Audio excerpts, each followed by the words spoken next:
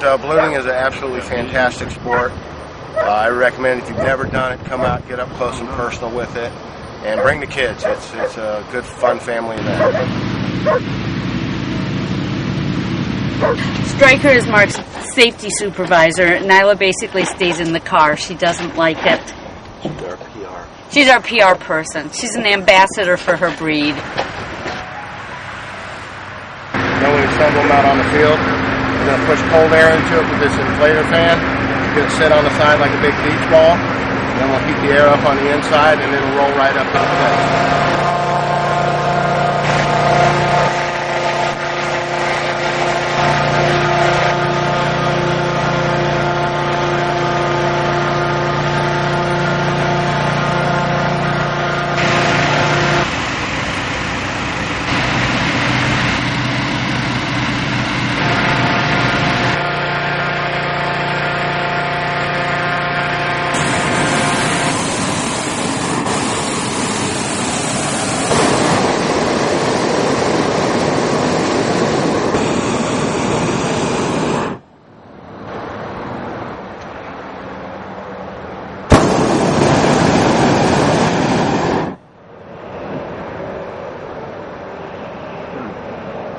Okay, taking pictures and all the time.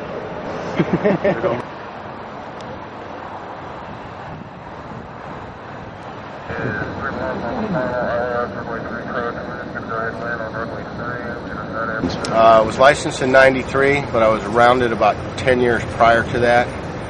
Gail and I actually met on a hot air balloon ride 26 years ago.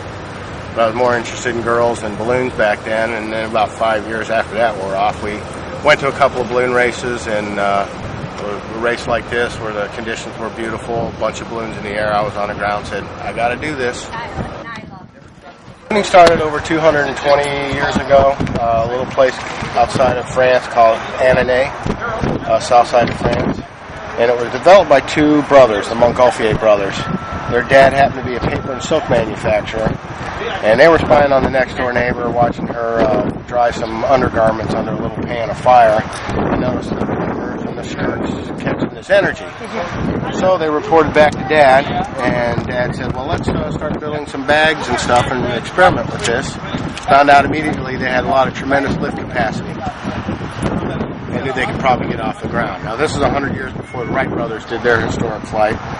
So nothing had ever flown before, so they decided to send up a chicken, a sheep, and a duck were the first passengers in a hot air balloon. Now, they didn't carry the fire on board. They would get a big smoky pit going there, and they would get a balloon really hot. They'd load the sheep, the chicken, and the duck on board, and they cut it loose, and it drifted off and landed, and they followed it, and everybody was fine except when the balloon landed, the sheep, upon exiting the basket, kicked the chicken and broke its wing.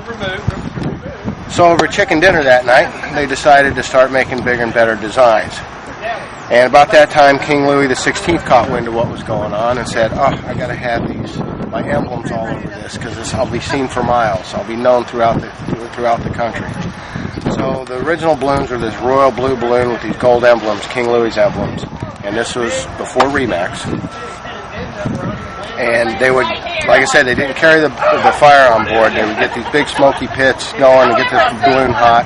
And they'd cut them loose and they'd pour off sand and water bottles off the balloons to keep the altitude. Now they would come drifting out into these farmers' fields, and these farmers had no idea what these things were. They were absolutely terrified. And then see King Louis' emblems, oh my gosh, he set the demons out to destroy our crops or tax them. So anyway, they came out with their farm implements, pitchforks and machetes, threatening to destroy this balloon and kill the people on board. So Montgolfier brothers said, we got to do something to appease the landowners. And so they started bringing champagne and a little bit of breads and stuff from the local countryside to prove that they were friend and not foe, and offered to the landowners as an appeasement. And that's what gave rise to the champagne flights that we carry the tradition on today. The winds have welcomed you with softness. The sun has blessed us with her warm hands. We have flown so high and so free that God has joined us in our laughter and set us gently and safely back in the loving arms of Mother Earth.